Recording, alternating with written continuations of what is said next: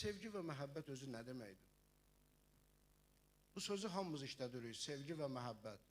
Mən səni sevirəm, bu ata oğulu sevir, oğul atanı sevir. Bu sevgi nə olan şeydir? Sevgi, əzizlərim, ərəbcə deyərlər ki, təalluqul qəlb, təalluqul qəlb.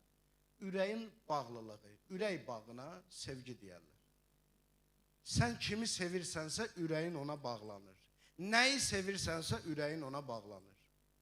Bax, buna görə əzizlər, böyüklərimiz, məsumlarımız, alimlərimiz, ariflərimiz dönə-dönə tapşırıblar ki, müvəqqətiyə nə badə müvəqqətiyə bağlanasan, qəlbini bağlayasan. Çünki bir şey ki, müvəqqətidir, aradan gedəndir.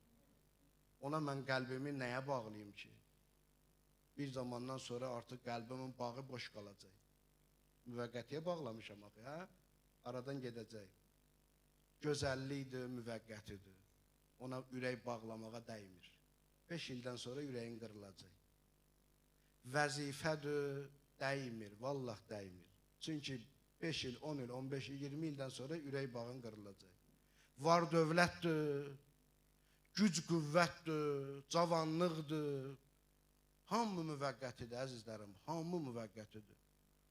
Əbədi olan yalnız və yalnız Rəbbimizdir, Xaliqimizdir, o daimidir. Ona görə ona ürək bağlayanlar xoşbəxt olublar, saadata yetiblər. Niyə? Çünki ürək bağları qırılmayıb, havada qalmayıb. Elə bir yerə bağlayıblar ki, o daimidir.